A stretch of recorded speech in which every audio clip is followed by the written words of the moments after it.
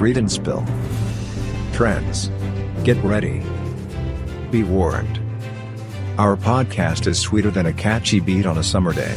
In this electrifying series, the boys are diving headfirst into the pulsating world of trends.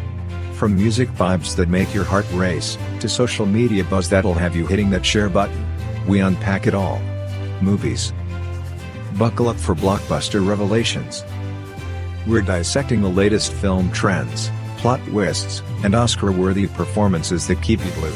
So grab your headphones, turn up the volume, and let's ride this trend wave together with the boys. Subscribe, share, and join the conversation.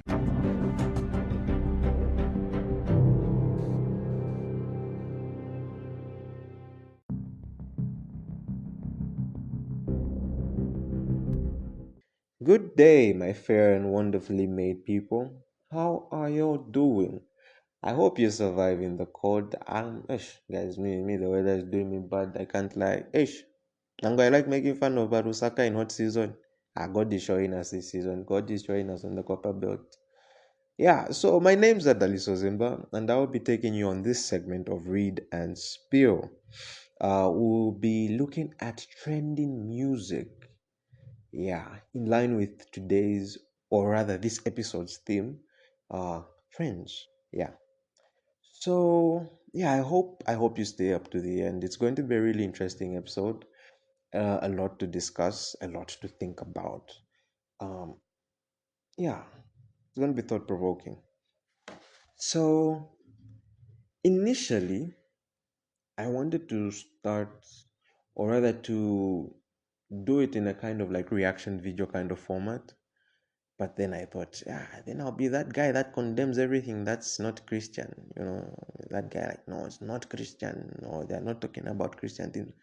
I don't think that would be realistic. Honestly speaking, I think a lot of us listen to secular music in some way or form, whether it's like my romancy or that motivational music you listen to at the gym, or traditional music or what. So I'm not going to be that guy that's like, nah, this is bad because it's non-Christian. This is Chan. I think ultimately it's more about the message. And whilst the Christian message is the highest thing, and it's the thing that we should look for in everything, uh, there are forms of music that maybe capture the essence of these things, but like lower reflection kind of vibes.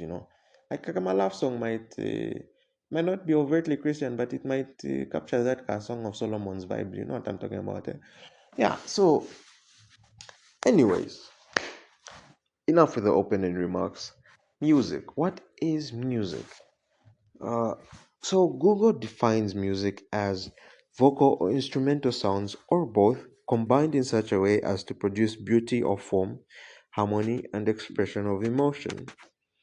Yeah, that's a very formulaic definition. I think, honestly, it must be, this must be a result of being in a very materialistic culture. Everything is defined by a reductionist way of looking at things. And whilst yes, it is true, like an atom is the basic unit of Shanshan. I don't think anyone lives like that, man. Like if someone asks you who your girlfriend is, you're not going to say she's my companion who happens to have two X chromosomes and I occasionally communicate with and hope to have offspring within the long. Like no one talks like that, guys. No one talks in scientific jargon.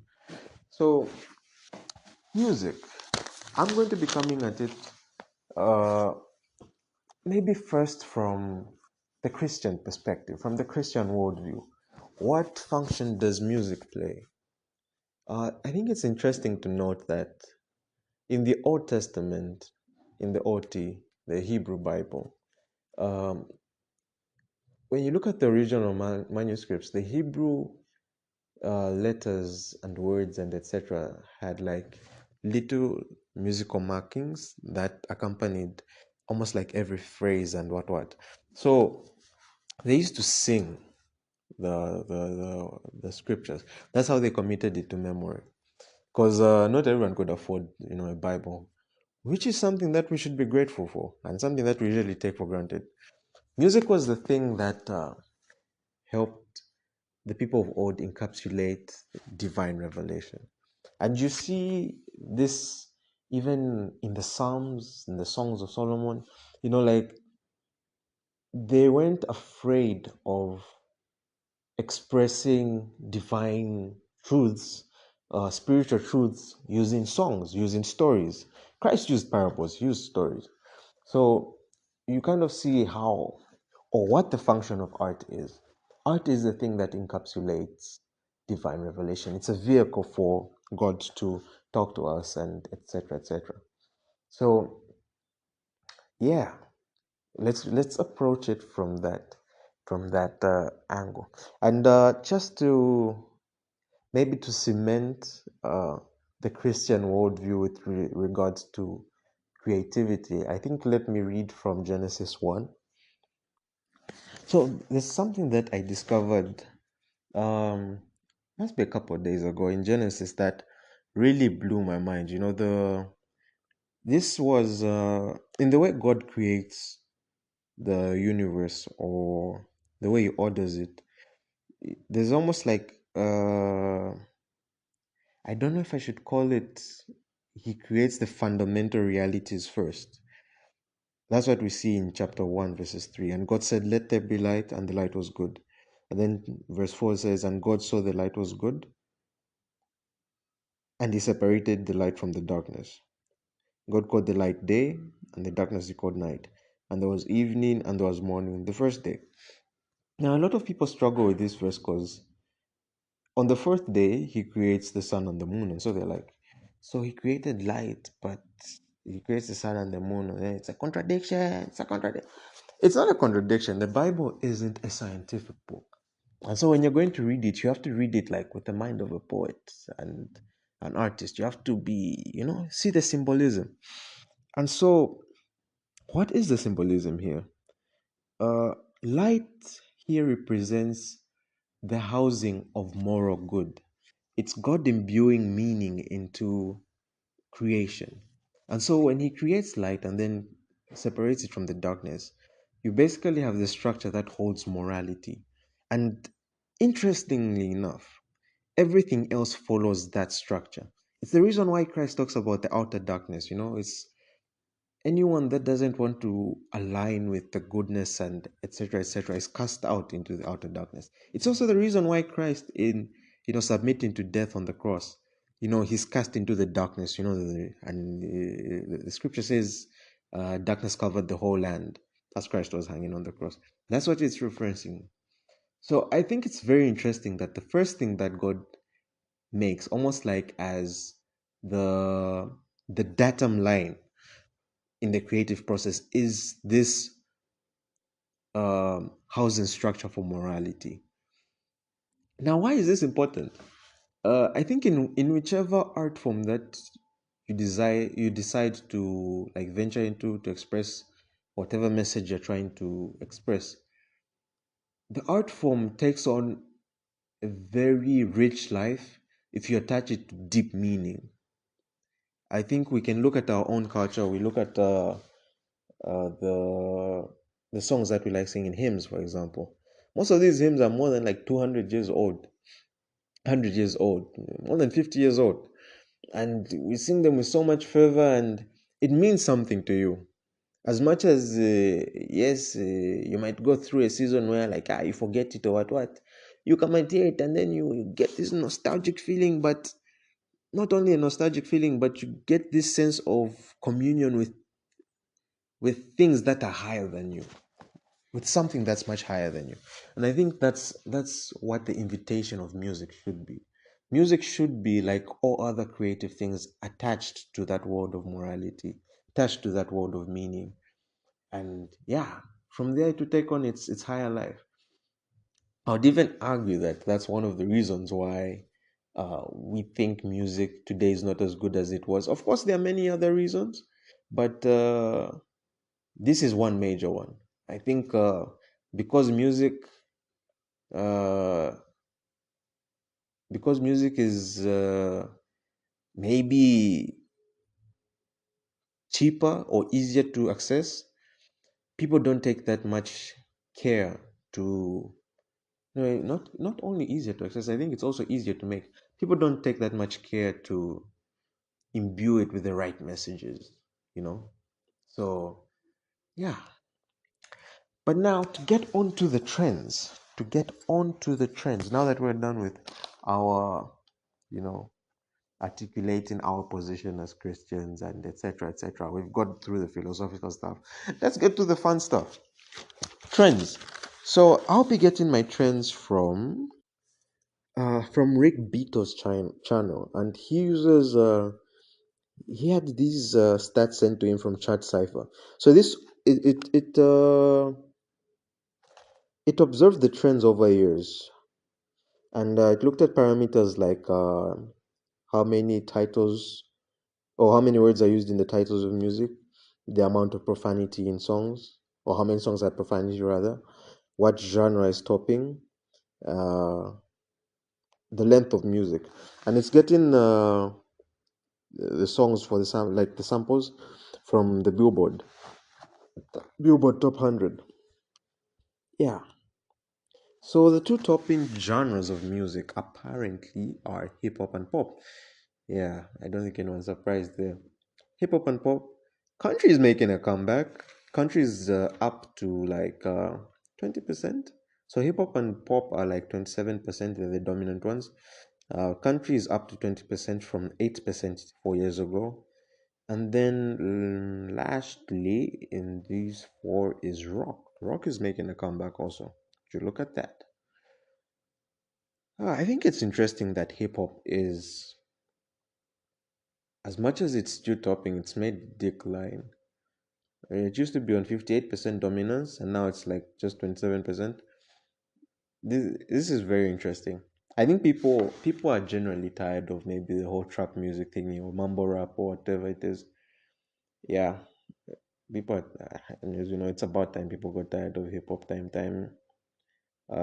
Personally, I've never really been a fan of hip hop. It's not so much that I'm against the art form, but I'm against the culture it propagates. And I don't think a lot of people are very aware of, uh, the whole story regarding black culture in America and the role hip hop has played, I think, in aggravating uh, where black people are and everything. And it's kind of weird, like for me, when I see Christian hip hop artists that try to like associate themselves with the culture. You look at them, he's a Christian, but the pants are low, he's throwing gang signs and stuff like that. He's still trying to, like, no, bro, nah, nah, man, what are you doing? So, just a quick summary of the culture. I think it would be interesting to note that most of what we see, yeah, so white Southerners are where the current black culture comes from. It's actually redneck culture, and that redneck culture comes from the British who lived on the British Isles. So we're talking about like the Scottish, right? So these were the poor folk, right, who didn't have access to like education and chanchan. So the way they lived was very bundu, very ratchet. uh, when you read some of or when you watch, like, there's a documentary that Thomas Sowell has done. Now, for those of you who don't know him, like, you should check him out. Thomas Sowell, very important intellectual for our time. He's really old now. He should be in his 90s or something. But he highlights how when he was growing up, black culture wasn't what it is now. And then he's done some research. They've traced the roots back to, like, they've said the Scottish and what. Now, the interesting thing is when you go to where it came from, in fact, not even just now, like years ago, years ago, the Scottish grew out of that culture after they became educated. Interestingly enough, the white Southerners in the US had the same culture, the redneck culture. Those are the cowboys that talk with that funny accent. Damn niggers, those guys. Uh, so there are certain things that I'm sure, like if you pay attention, you can like see how that culture is the very culture that black folk also adopted. And interestingly enough, the common denominator is slavery. So some of the hallmarks of the culture, like the whole posturing where it's almost like you're ready for a scrap or you could get violent at any time, the whole weird language, their attitudes towards education. Like black people will literally laugh at you for being educated. This is no joke. People complain about this, or let me say black people that are educated, it's something that they complain about, being discriminated against just because you're doing well at school, or you know uh, you value education. So you look at that culture that black people have, and then you look at the origins of hip hop. Hip hop sprouted from the Bronx. So, like people would be at a cookout, someone would come with like a boombox, they would be playing to my beats, and then someone would start rhyming to the thing. That's how rap came about. Now, initially, it wasn't a bad thing. I don't think it was a bad thing. I'm not against art in any form, but I do believe that art exists in hierarchies, just like cultures exist in hierarchies. And when hip hop came about, I think the mistake that corporations might have made, and maybe this is because like it began to sell and it became popular, they got the art form and they made it the most. They made like kind of like what you see with celebrities, where they put it at the pinnacle of art forms. They make it what they make it the thing that people see the most when they look at American music. And so in doing that, they inadvertently ended up raising even the culture that produced it to that level. And you kind of see it all over the world, whether you're looking at Chinese hip hop, you're looking at French hip hop, you're looking at African hip hop. It's basically the same culture, but propagated and interpreted in very strikingly similar ways, but across like different landscapes and what. The same posturing, as if like aggressive and chanchani, come a false sense of masculinity. Even women who do hip hop, there's all that posturing, the violence and chanchani, the whole, the language, the dressing, etc. Uh, for me, yeah, I've never been sold on that. I've never been sold on that. So hip hop, yeah, it doesn't surprise me that in the crisis or in the place where we are, which is like it's been defined as we're in a meaning crisis. People don't know where to find meaning and depth and what. They don't know what to do with their lives. It doesn't surprise me that hip hop is now on the decline, because there isn't much that it can offer. And it doesn't surprise me also that country is on the rise. I don't listen to country, but my dad was a very big fan of country, and country doesn't run away from the multifacetedness of life. Like country music is very much embedded in like this whole culture of like family and community, religiosity and stuff like that. It's very it's the image that country music has is way more appealing than the image that hip hop has nowadays. So that doesn't surprise me. Pop music has been the same. Like everyone listens to pop. I think the thing that makes pop stay relevant is that pop, unlike hip hop's lack of musicianship, like pop borrows from everything. Pop will borrow from gospel, pop will borrow from jazz, pop will borrow from blues. Like they don't care. They're not, as long as it sounds nice, I'm going to get it and make it work. That's pop music. Yeah, country music, rock music, they move hand in hand, those ones. Yeah. So now, I wanted to look specifically at some of these songs on the Billboard. I haven't been on the Billboard for like long. I haven't listened to Billboard songs in a long time. So this was a very interesting thing to do. I went there. I did top 40 because guys, bandos, Yeah, so I only did top 40. I listened to some of the songs and I wrote some notes on some of the songs that grabbed my attention. So these are my short notes. They are very short, just like short comments. Yeah, yeah. So the first song that I saw was, or the first song that I listened to rather, yeah, Izungu. The first song that I listened to was "Had Some Help" by Post Malone and Morgan Wallen. Uh, yeah, I think this was a breakup song, if I can remember. It was a breakup song. Uh, Country-ish, yeah. So I wrote, like this song, very, very, very breakup-y. But they probably need therapy, but otherwise, good stuff. Definitely a vibe. Yeah, so those were my notes on this song. Like, I think I liked it. It was a very, very nice song. But yeah, they probably need therapy. There's ways to deal with a breakup. As a Christian, yeah. But if you're dating in a Christian way, maybe you wouldn't get into such situations. That's a conversation for another day. I'll leave it at that. The other song that I listened to was Please, Please, Please. Another breakup song. Yeah, similar comments like this song, probably need a therapist, but still a good vibe. A bar song, Tipsy.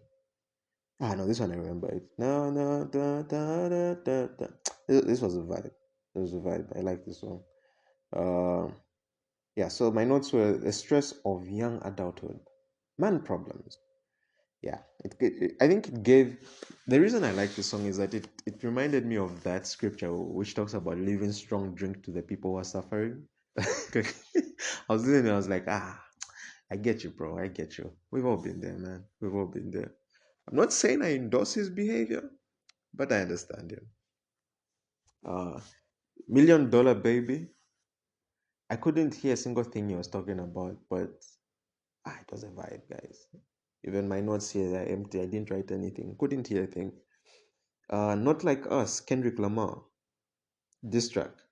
Yeah, this is the same stuff I was talking about. Like, guys, hip hop is a bit hard to like, guys. Like, if you're looking at it objectively, it's a bit hard to like. It's very combative, very derogatory, very it's just Anyways, it will be there in heaven. They'll be rap in heaven. I'm sure it will be redeemed also. But for me, say no. Not Like Us, Kendrick Lamar. So yeah, diss track. Too Sweet, Hosea, man problems. Yeah, Hosea's got man problems time. Houdini, Eminem. My notes were basically everyone's gay, Slim's back. I won't lie, I actually like this song. I like Eminem. Eminem, as much as he embodies all that rap stuff. Uh, we like he's a very good lyricist. And I think that's one of the redeeming qualities about rap that I like. The fact that I really love poetry, so that aspect of rap speaks to me. But apart from that, bro, the culture, yo. Birds of a Feather, Billie Eilish.